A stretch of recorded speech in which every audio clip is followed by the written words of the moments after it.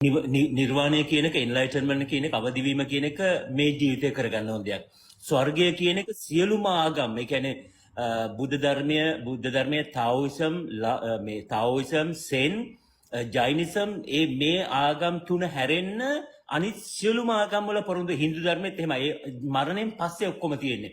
මේ මේ ඒ ඔක්කොම ඔව් ඒ ස්වර්ගය කියන්නේ මරණයෙන් පස්සේ තියෙන්නේ. ඒ කියන්නේ ඒ කවුරුත් දැන් මරණයෙන් පස්සේ තියෙන දැන් මරණයෙන් දැන් ඒගොල්ලන් දැන් ක්‍රිස්තියානි කට්ටිය හරි කපටි. ක්‍රිස්තියානි කට්ටිය තමයි ලෝකෙන හොඳම කපටිම ඒගොල්ලන්ගේ තමයි බිග්ගස්ම මේ ප්‍රොපගැන්ඩා මැෂින් එක තියෙන. ඒ කියන්නේ මාකටිං මැෂින් එක ඒගොල්ලන්ට මොකද ඒගොල්ලන්ට තමයි සල්ලි තියෙන්නේ. ඒගොල්ලන් රටේ ලෝකේ අල්ලලා ලෝකේ අවුරුදු 600ක් 700ක් විතර ලෝකේ පාලනය කළා. ලෝකේ තියෙන රටවල වල තියෙන ධනය හොරකම් කරගෙන ඒගොල්ලන් දැන් සල්ලි තියෙනවා. ඒගොල්ලන්ට මාකට් කරන්න ඕනම බොරුවක් මාකට් කරන්න ඒගොල්ලන්ට බලය තියෙනවා.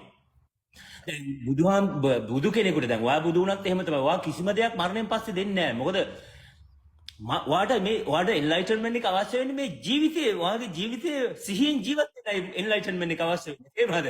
දැන් අතන පාරාදීසය දෙනවා කියලා කියන්නේ වයින් දෙනවා කියලා කියන්නේ තනිකරම ඔයා මත්ද්‍රව්‍ය. ඒ කියන්නේ නින්දට යවන එකයි කරන්නේ. මෙතන මේ දැන් බුදු කෙනෙක් කරන්නේ ඔයා අවදි කරන එක. අරගොල්ලන් කරන්නේ ඔයා නින්දට යවන එක. ඒ නින්දට යවන නිසා තමයි ඕනම බොරුවක් ඔයාට කියලා රවට්ටන්න පුළුවන්.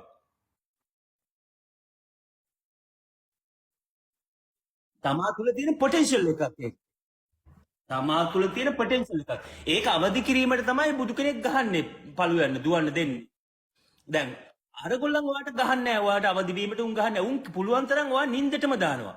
නින්දටම දැම්මන් පස්සේ ඔයාගේ ළඟ තියෙන දැන් ද්‍රව්‍ය අරෝමයේ තියෙන සල්ලි භාගේ කාර් බාර් අරෝමයේ ඔයා උන් නින්දේ ඉඳගෙන ඔයාගෙන් ගන්නවා. අර ඔයාට දෙනවා මේ දිව්‍ය ලෝකේ තියෙන දේවල් ඔයාට දැන් දෙනවා. දිව්‍ය ලෝකේ ඉස්සරහට එනවයි කියලා හිතාගෙන ඔයාගේ සියලු ධන සම්පත් ඔයා චර්ච් එකටයි ඒ ආගමට දීලා දානවා.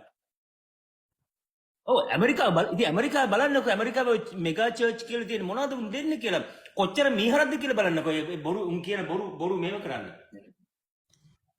තේරෙනවද? ඒ කියන්නේ අවදියෙන් ඉන්න කෙනෙකුට කිසි කෙනෙකුට දෙවියෙකුටවත් මොකෙකුටවත් ළඟට ගිහිල්ලා දන ගහන්නේ නැහැ. ඌ ඇවිල්ලා සිංහෙක්.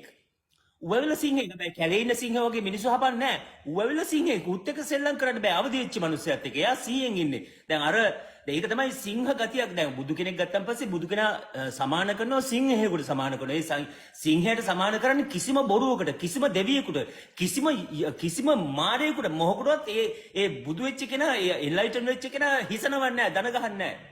ඒක එයාගේ තියෙන ශක්තිය. ඒක ආඩම්බරයකට හරි එයාගේ මමත්වයක් නෙමෙයි. එයා දකිනවා මේ ඔක්කොම මේ අපි හදාගත්ත දේ මනසෙන් හදාගත්ත දේවල් මේ දෙවියා කියන එක අපි හදාගත්තේ මොකද අර ගොඩක් දුරට මිරාජ් දැන් අපි පොඩි කාලේ අම්මා තාත්තා අපිට හිටියනේ. අම්මා තාත්තගෙන් අපි කිරි බීලා අම්මා තාත්තා ඉන්නකොට අපිට දෙවියෙක් හරි කිසිම ආගමක් හරි කිසිම දෙයක් අපිට අවශ්‍යුනේ නැහැ. කිසිම බියක් නැහැ අම්මා තාත්තා එක්ක ඉන්නකොට. දැන් අපි ලොකු වෙලා අම්මා තාත්තා මැරලා ගිහිල්ලා අම්මා තාත්තගෙන් තනෙන් කිරි බොන්න බෑ.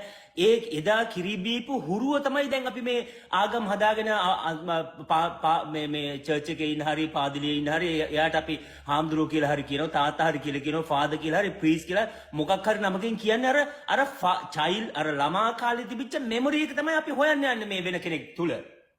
දැන් බැඳලා ගෑණී කරගන්නෙත් අපි අර අම්මා හොයාගෙන තමයි අපි හැමතැනම ගෑණී කරගෙන යන්නෙත් අපි අම්මගේ තියෙන ඒ සෙනෙහස තමයි හොයාගෙන යන්නේ. නමුත් අපි බැඳන් පස්සේ අපිට එතන පේන්නේ අම්මා එතන නැහැ කියලා. අම්මා එතන නැහැ කියලා අපිට දැනුණ ගමන් අම්මා එතන ගෑණීත් එක්ක අපි ෆයිට් කරන්න පටන් ගන්නවා. ඔය සර්ච් එක ඔය පිපාසය තමයි අපි මේ දිගටම රයි යන්නේ. අපි මේක අපේ මේ අභ්‍යන්තරය අපි තෝරගන්න නැති තාක්කල්ම අපි ඔන්න ඔය පිස්සුවට අහු වෙනවා. මායාවට අහු වෙනවා. ඒකට අහුවෙනවා. අර අවදි වුණාන් පස්සේ අපිට පේනවා මායාව මොකද්ද, මෙතන මේ ඩ්‍රයිවිං ෆෝස් එක මොකද්ද කියලා, අපි අභ්‍යන්තරයේ තියෙන ෆෝස් එක මොකද්ද කියලා අපිට තේරෙනවා. ඒ තේරුණාන් පස්සේ ඔයාගේ ළඟ වැඩ කරන ඔයාගේ මෙකැනිසම් එක ඔයාට තේරුණාන් පස්සේ මොනම දෙවියෙක්ග මොන බම්බුවකවත් ඔයා දන ගහන්නේ නැහැ. ඔයා ඇවිල්ලා සිංහෙ බවට පරිවර්තනය වෙනවා. ඔයාට කොන්ද කෙලින් තියාගෙන අපි කියන්නේ සිංහලෙන් කියන්නේ පිරිමේක විදියට ඔයාට පෙනී හිටින්න. දැන් ඉන්නේ පිරිමි නෙවෙයි. දැන් ඉන්නේ ගෑනු කියලා කියන්නේ ගෑනු අර්ථයෙන් නෙවෙයි මම කියන්නේ. දැන් ඉන්න පිරිමිත් ඇඩ් කරන්නේ හැසිරෙන්නේ ගෑනු විදිහට හැසිරෙන්නේ. උන් ඇවිල්ලා උඩ බලාගෙන යාචා කර කතා කරනවා. කවුරුත් නැහැ අහසේ. ගස් වලට කතා කරනවා. ඉතින් මේව බලන්න මේ මානසිකත්වය දිහා බලන්නකෝ. ඔයා කියන්නේ මේ පිස්සු මානසිකත්වයක් නෙමෙයිද? ඒ කියන්නේ මේ ආගම් මිනිස්සු පිස්සු කරලා නැද්ද?